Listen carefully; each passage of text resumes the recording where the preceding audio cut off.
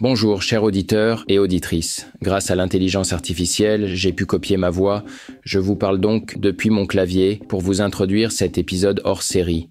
Après un peu plus d'1 an d'existence, je vous propose un petit best-of de Data Driven 101. Alors, est-ce que tu as une opinion à nous partager sur la data ? David Elkaïm, Sales Director de Bright Data. En fait, les données web, c'est énorme. C'est le nerf de la guerre. C'est un vrai game changer, en fait. Tu peux vraiment prendre des décisions stratégiques qui changent, en fait, la face des choses, tu veux, pour ton business, et t'en as besoin. Aujourd'hui, tu peux plus, en fait, faire sans ces données. Et moi, ce que j'aime, en fait, là-dedans, si tu veux, c'est qu'on a vraiment le sentiment d'avoir un réel impact. On voit tous les jours les entreprises qui viennent nous voir en disant, mais en fait, on a pris des décisions qu'on n'aurait jamais prises à l'avance.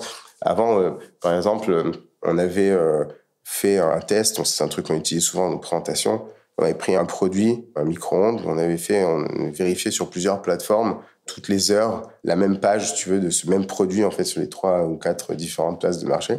On avait collecté les données pour voir, en fait, ce qui se passait. On s'était aperçu, en fait, que sur une place de marché, le prix était resté le même toute la journée. Sur une autre place de marché, le prix de ce même micro-ondes, il avait changé 3 fois à des heures précises. Et sur l'autre, il avait changé 9 fois, tu vois. Ça, c'est des données, en fait, si tu veux, quand tu sais pas qu'elles existent, tu sais même pas que tu peux prendre des décisions qui sont liées à ça. Tu sais pas qu'en fait, toi, tu dois aussi peut-être adapter tes produits, etc. Donc, on a vraiment un impact, en fait, si tu veux, quand on collecte les données pour les clients, quand on leur donne des idées, tu vois.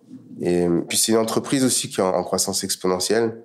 On a démarré en mode start-up. On a mis en place aujourd'hui des process qui n'ont rien à envier aux grandes entreprises, notamment dans mon métier de sales, où avant on travaillait avec des Excel, et aujourd'hui on a des process de vraies entreprises avec des territoires chacun, avec des niveaux différents, etc. Paul Maher, directeur général de Kudak. Un truc qui pour moi est extrêmement important, ça vaut pour tout ce qui est data, mais c'est aussi très important dans tout ce qui est travail de manière générale, c'est que la manière de penser input-output, c'est extrêmement important. Même si tu fais pas de data, c'est un truc qui est extrêmement important. Et ce que tu veux, c'est toujours minimiser les inputs et maximiser les outputs. Et donc ça, c'est un truc qui, je pense, est extrêmement important. Quand on fait de la data, c'est un truc qu'il faut toujours avoir en tête. Par exemple, sur le genre de CRM qu'on a fait en interne, j'ai vraiment fait en sorte qu'il y ait l'input minimal possible de la part des équipes et tout, qu'ils aient vraiment le moins de trucs à faire possible et que tout se génère automatiquement. Et ça, c'est hyper important, je trouve. Pour l'adoption générale et pour avoir des process qui durent dans le temps. Parce que plus tu as d'input, plus tu vas avoir besoin de travail pour que le process il reste valable. Plus, en fait, il va très vite s'essouffler. Et voilà. Si tu as juste un truc à faire par mois, en fait, tu peux le faire pendant des mois, ça te pose aucun problème, quoi. Hamza Tajmouati, Head of AI et Data chez Ictos. La simplicité. Quand on peut faire simplement, faisons simplement. Il faut essayer les solutions simples d'abord. Et s'il faut complexifier pour aller chercher mieux, oui. Mais toujours commencer par le plus simple. Ça, c'est une première opinion. Deuxième opinion, qui est liée au produit, mais ça, tous les gens qui ont bossé dans des produits, il faut itérer. Il faut accepter de donner un produit avec tous les défauts du monde à un client pour avoir un retour. Les bons retours, pas ceux qu'on imagine. Les bons retours, exactement. Mais même les critiques, c'est pas grave. Ça te pousse à itérer, à améliorer. On peut avoir cette envie, mais non, mais il y a plein de défauts, il y a ça qui manque, mais je suis en train de travailler sur quelque chose qui va être encore mieux. Et non, attends, non, il faut donner. Il faut sortir son produit, il faut itérer. Hugo Lim, Head of Data chez Matera. Alors j'ai une opinion sur DBT. C'est un outil, donc, pour ceux qui ne connaissent pas, qui permet de transformer la donnée dans des data warehouse. Donc on écrit des requêtes SQL et ça crée des tables de données. Et c'est avec ça qu'on construit, qu'on modélise toute la donnée là. C'est un outil qui est super, qui est utilisé par tout le monde. Mais je pense que c'est un outil qui sera remplacé dans les 5 prochaines années. Pourquoi ? Parce qu'il a permis de lancer vraiment un nouveau paradigme où en fait on écrit dans toutes les modélisations SQL et c'est fait par des personnes dont c'est le métier et qui sont pas forcément des data engineers de base. Mais je pense qu'on est vraiment qu'au début de ce qu'on peut faire en termes de qualité d'outils pour faire ces transformations de données. C'est un outil qui est quand même très verbeux, donc on a besoin d'écrire beaucoup en plus de la requête SQL, on doit écrire un fichier YAML qui décrit tout ce qu'on fait. Et il comprend pas forcément lui-même tout seul ce qui va se passer dans une requête SQL, c'est vraiment à nous de lui décrire. Et je pense qu'on peut faire beaucoup mieux. Il y a des outils qui se lancent sur le marché. Il y a SQL Mesh par exemple, et plusieurs outils qui permettent de faciliter la vie du analytics engineer, donc la personne qui modélise les données. Et donc je pense qu'on va avoir des outils bien mieux dans les 5 prochaines années. Peut-être que ce sera DBT qui aura changé complètement de version et que ça aura plus rien à voir, mais je pense qu'on aura mieux. Arthur André, cofondateur de Praise. Je vais peut-être me répéter un petit peu, mais c'est ce que je disais un peu avant sur l'IA. Je pense qu'il ne faut pas avoir peur de l'IA en tant que telle. C'est encore très nouveau. Il y a beaucoup de choses qui vont évoluer, qui vont s'améliorer. Ça va devenir de plus en plus accessible et facile à utiliser. Aujourd'hui, tout le monde peut se prendre un compte ChatGPT, faire des requêtes, lui soumettre de la donnée pour faire des résumés de données complexes, pour croiser des sources de données différentes. Et c'est très très bien que ça soit accessible au plus grand nombre. Et au contraire, je pense qu'il ne faut pas en avoir peur, il faut l'essayer. Il faut se rendre compte des limites aussi de cette techno, parce qu'en fait, comme je le disais tout à l'heure, nous, notre prompt, il fait plusieurs centaines de lignes, là où on pensait qu'en fait, il suffisait de dire ChatGPT, résume-moi ce call. Non, ça marche pas. Et donc, en fait, le plus important, c'est d'apprendre à comprendre l'intelligence artificielle, à la maîtriser, à essayer. Et la vraie compétence qui va être utile dans le futur, c'est ça, c'est maîtriser l'intelligence artificielle pour s'en servir de façon concrète. Mais je pense pas qu'il faille avoir peur de se faire remplacer par ChatGPT. Nathaniel Ruiz, Research Scientist chez Google Search. Je pense que je peux partager une opinion sur la recherche de modèles génératifs d'images. C'est que maintenant, je pense que les diffusion models sont super forts et ça nous a donné un aperçu de ce qu'on peut faire avec ces modèles. Mais je pense qu'il y a probablement des modèles qui sont meilleurs que les diffusion models, soit des nouveaux modèles qui peuvent être créés bientôt, ou soit des modèles qui existent déjà, mais qu'on n'a pas réussi à harness à 100%. Et du coup, en fait, peut-être pas plus puissant, mais en fait, meilleur dans d'autres caractéristiques. Par exemple, les diffusion models sont assez difficiles à contrôler de beaucoup de façons, en fait. Et aussi, temps d'inférence est assez lent. Même si tu fais un distilled model, tu fais beaucoup de forward pass chaque fois pour générer des images. Et du coup, le fine-tuning aussi est lourd, etc. Du coup, je pense qu'il y a une chance de voir si les autres modèles peuvent être aussi bons que diffusion models. C'est intéressant pour moi, je pense. Les GAN, par exemple? Oui, peut-être les GAN. En fait, les GAN ont des propriétés qui sont très intéressantes. L'inférence est très rapide et le latent space est très facile à naviguer. Mais peut-être les choses intéressantes aussi font qu'ils ne soient pas aussi bons que les diffusion models pour l'instant. Quentin Dubois, CTO de OSS Venture.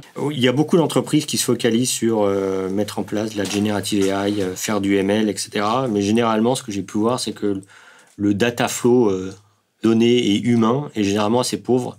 On leur demande de remplir des dizaines de formulaires pour contrôler des process. On leur dit pas pourquoi on le fait, j'en reviens au pourquoi. Et généralement, on ne les aide pas à le faire, surtout dans le milieu professionnel, alors que tous les jours, ils sont incentivés par des Facebook, des Instagram, des Google, des TikTok, avec des interfaces mais extrêmement bien pensées pour eux, pour leur donner envie de partager la donnée. Et si on avait, entre guillemets, le même effort vis-à-vis des B2B software, je pense que la qualité de la donnée, elle serait bien meilleure et les gens seraient bien plus contents de travailler au jour le jour. Donc je pense qu'il y a quelque chose de vraiment important à améliorer là-dedans. Tu penses que les softwares ne sont pas assez faciles à intégrer ou est-ce qu'on ne fait pas assez l'effort d'intégrer les flows? C'est pas une question d'intégration. La question d'intégration, c'est des problématiques d'équipe IT, à savoir comment on arrive à faire parler de logiciels. C'est plutôt des problématiques du X, donc de user experience. Aujourd'hui, on n'est jamais formé. Pour utiliser TikTok ou Airbnb. Ouais. Les gens ou la SNCF, même si dernièrement ils ont fait un changement qui certaines personnes n'ont pas bien compris, mais on n'a pas de formation. Hugo Palmer, manager data chez Blablacar. Peut-être sur la gestion de projet, je trouve que le plus possible, il faut permettre aux développeurs de le faire et pas au manager de le faire lui-même. Pour plein de raisons, parce que ça permet de dégager du temps aux managers et pour se recentrer sur des sujets plus stratégiques. Et aussi et surtout parce que ça permet aux développeurs data qui souvent n'ont pas des grosses expériences de gestion de projet de se développer sur ça, soit pour qu'à long terme ils deviennent PM par exemple ou managers eux-mêmes, soit pour simplement rajouter une corde à leur arc. Marie-Ramon Daré, chef de projet design et innovation pour Ecolab. C'est important d'identifier les bonnes données, de pouvoir les quantifier, les utiliser de sorte à avoir un bon suivi du projet, une bonne mise en œuvre de ce projet-là et surtout pouvoir qualifier l'impact à chaque étape du projet. Mais plus globalement, Ouais, je dirais que la donnée a vraiment une forte valeur ajoutée, notamment pour la conduite, on le voit, de nos politiques publiques, notamment pour le ministère de l'écologie, où il y a beaucoup à faire, de forts enjeux dans les prochaines années, si on veut justement arriver aux objectifs que l'on s'est fixés. Et un autre apprentissage, donc du projet du Green Data Forest et également des projets menés à l'Écolab. Tout projet autour de l'innovation, du numérique, de la donnée, à mon sens, doit être porté par une communauté d'acteurs, et cette communauté d'acteurs doit être structurée dès le début du projet pour permettre d'identifier les besoins les plus prégnants, développer une solution, une offre de service, un produit qui sera le plus à même de répondre à ces besoins-là et avoir des utilisateurs, des contributeurs aux solutions qui vont être mises en place. Alors, qu'est-ce que tu préfères dans ce métier que tu as aujourd'hui ? Alors, j'allais dire sauver le monde, c'est un peu la mission qu'on se donne quand on est au ministère de l'écologie. Mais moi, j'ai vraiment cette sensation, mine de rien, quand je me lève tous les matins, quand j'avance sur les travaux du Green Data Forest ou d'autres projets qu'on porte à l'Écolab. Jean-Philippe Couturier, fondateur de Wooz. D'abord, nos clients sont, je le dis et je le répète, plutôt des ESN, des sociétés d'ingénierie ou des sociétés de conseil qui ont toujours travaillé avec la compétence. Donc, ces gens c'est une industrie qui a une conscience plus aiguisée de l'importance de la compétence et de l'importance de la gestion de la compétence, de l'upskilling, du reskilling et vraiment de ces compétences qui changent tout le temps. Le propre d'une société de service, c'est de fournir à ses clients les talents qui comprennent les technologies dont elles ont besoin. Et donc, ces technologies, elles sont plutôt nouvelles. Donc, c'est un sujet qu'elles maîtrisent plutôt mieux que la moyenne. En revanche, c'est une industrie qui s'est peu digitalisée sur ce sujet et donc qui se digitalise aujourd'hui. Je pense que les gens ne découvriront pas des choses dans 10 ans. En revanche, je pense que dans 10 ans, dans 20 ans, on aura mis en œuvre ce que tout le monde écrit aujourd'hui, mais que personne ne fait, ou très peu. C'est ce qu'on appelle le passage de job-based à skills-based organization. C'est-à-dire qu'en fait, aujourd'hui, les gens ont une fiche de poste, ils ont un poste, ils travaillent sur ce poste. Et en fait, de plus en plus, on découpe les besoins, on découpe l'entreprise en projets, en besoins sur des tâches, et on va allouer les meilleures compétences, les gens qui ont la meilleure compétence pour faire ces projets ou pour faire ces tâches. Et ça change vraiment les modes d'organisation. Il y a beaucoup de papiers qui ont été écrits par des gens comme McKinsey, comme Deloitte, comme Capgemini, etc. sur le sujet. Et je pense vraiment que aujourd'hui, c'est beaucoup sur le papier. Je parle pas dans ces sociétés de services qui, elles, vraiment fonctionnent déjà sur ces skills-based organization pour partie, mais pour le reste des industries. Et on va de plus en plus pointer la compétence parce que on est sur des marchés qui s'hyper spécialisent, parce que le rythme va être de plus en plus rapide et qu'à un moment donné, on a besoin de gens extrêmement compétents sur telle ou telle technologie. Et donc, ce fait de gérer la compétence grâce à l'IA, parce qu'en plus, encore une fois, on avait vraiment du mal à le faire sans IA. C'est très coûteux et c'est partiel.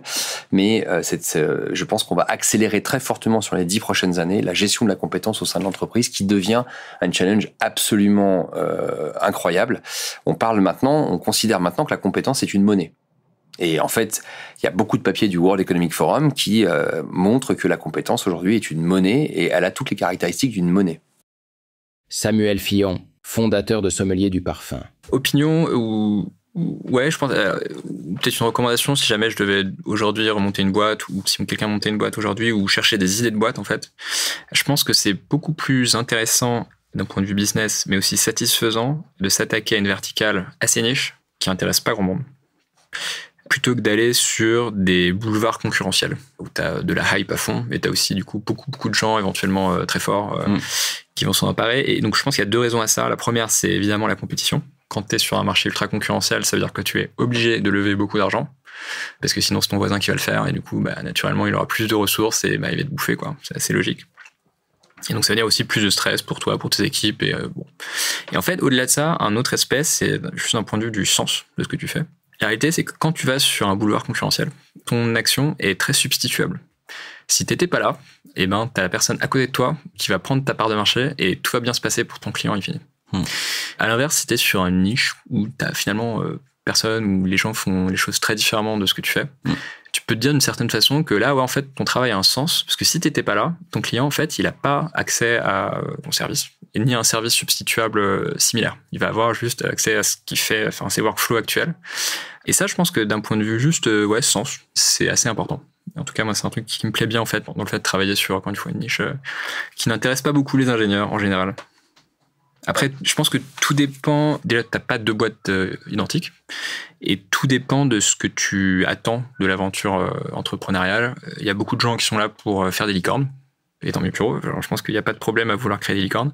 Mais je pense que beaucoup de gens montent des boîtes en sortant leur playbook de comment on monte une boîte. Et du coup, ils voient que pour monter une boîte, il faut lever beaucoup d'argent le plus vite possible. Et ensuite, tu lèves encore plus d'argent, etc. Et je pense que souvent, parce que personne n'a vraiment intérêt, si tu veux, à ce que les gens se posent cette question aussi, hein, mais la question peut être posée de est-ce que tu as besoin de lever de l'argent ?